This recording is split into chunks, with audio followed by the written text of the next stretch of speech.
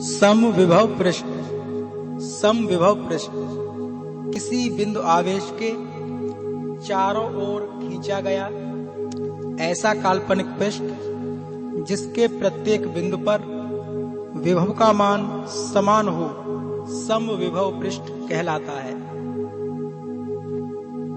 कहने का मतलब यह है किसी बिंदु आवेश के चारों ओर खींचा गया ऐसा काल्पनिक पृष्ठ जिसके प्रत्येक बिंदु पर जो विभव का मान है वो हर जगह सेम हो। जैसे मान लो हर जगह 200 वोल्ट है 220 वोल्ट ही रहे, 220 वोल्ट है तो प्रत्येक बिंदु पर 220 वोल्ट ही रहे, 250 वोल्ट है तो प्रत्येक बिंदु पर 250 वोल्ट ही रहे। यानी किसी बिंदु आवेश के चारों ओर खींचा गया ऐसा काल्पनिक पृष्ठ जिसके प्रत्येक बिंदु पर विभव का मान समान हो समविभव पृष्ठ कहलाता है। एक बार मेरे साथ बोल के देखिए, समविभव पृष्ठ किसी बिंदु आवेश के चारों ओर खींचा गया ऐसा काल्पनिक पृष्ठ जिसके प्रत्येक बिंदु पर विभव का मान समान हो समविभव पृष्ठ कहलाता है। नेक्स्ट डेफिनेशन की ओर बढ़ते हैं। संधारित्र दो ऐसे चालकों का युग्म जिन पर बराबर एवं विपरीत प्रकृति का आवेश हो तथा जिसकी एक प्लेट पृथ्वी से जुड़ी हो और जो एक दूसरे के समीप भी हो। तो इस प्रकार का जो पूरा युग्म होगा वो कहलाएगा संधारित्र।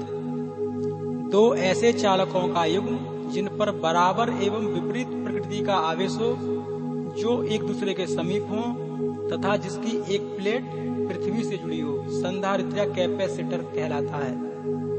संधारित्र दो ऐसे चालकों का युग्म जिन पर बराबर एवं विपरीत प्रकृति का आवेश हो जो एक दूसरे के समीप हो तथा जिसकी एक प्लेट पृथ्वी से जुड़ी हो संधारित्र कहलाता है। तो आप समझ गए होंगे, दो ऐसे चालकों का युग्म जिन पर बराबर एवं विपरीत प्रकृति का आवेश हो जो एक दूसरे के समीप हो तथा जिसकी एक प्लेट पृथ्वी से जुड़ी हो संधारित्र कहलाता है।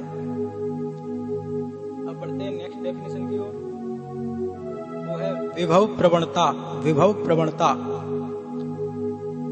वैद्युत क्षेत्र में दूरी के साथ विभव परिवर्तन की दर को विभव प्रवणता कहते हैं। वैद्युत क्षेत्र में दूरी के साथ विभव परिवर्तन की दर को विभव प्रवणता कहते हैं। विभव प्रवणता क्या है? वैद्युत क्षेत्र में दूरी के साथ विभव परिवर्तन की दर है। वैद्युत क्षेत्र में दूरी के साथ विभव परिवर्तन की दर को विभव प्रवणता कहते हैं। नेक्स्ट डेफिनेशन ले रहा हूं मैं, नाभिकीय विखंडन। नाभिकीय विखंडन, विखंड का तो होता है खंड होना ही, टूटना।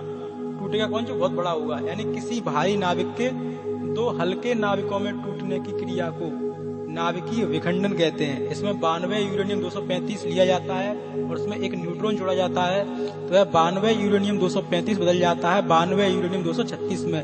फिर ये 92 यूरेनियम 236 बेरियम और क्रिप्टॉन में टूट जाता है। बेरियम 56, बेरियम 144 व 36 क्रिप्टॉन 89, साथ में ही निकलते हैं 3 न्यूट्रॉन्स। और ये जो क्रिया है ये है नाभिकीय विखंडन। इसमें जो एनर्जी निकलती है वो लगभग 200 मिलियन इलेक्ट्रॉन वोल्ट के आसपास होती है। नाभिकीय विखंडन मतलब किसी भारी नाभिक के दो हल्के नाभिकों में टूटने की क्रिया को नाभिकीय विखंडन कहते हैं।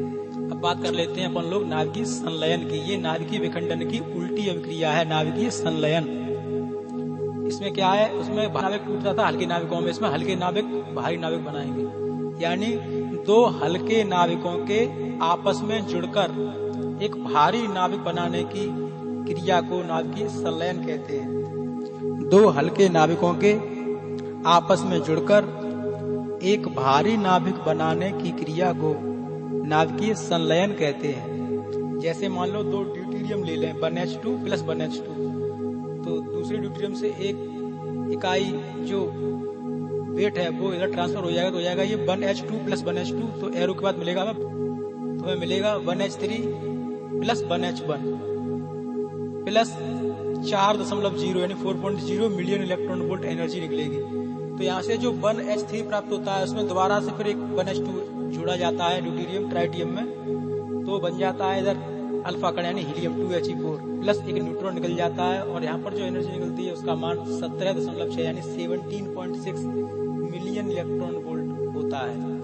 तो यह है नाभिकीय संलयन, दो हल्के नाविकों के आपस में जुड़कर या दो हल्के नाविकों के परस्पर संयुक्त होकर एक भारी नाविक बनाने की क्रिया को या प्रक्रिया को नाभिकीय संलयन कहते हैं। अब बात कर लेते हैं भंजक विभवांतर।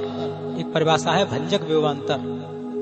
किसी परावैद्युत पदार्थ के सिरों के बीच उत्पन्न वह अधिकतम विभवांतर जिसे वह परावैद्युत पदार्थ बिना भंजन के सहन कर सके। भंजन का मतलब होता है टूटना, बिना टूटे सहन कर सके, भंजक विभवांतर कहलाता है।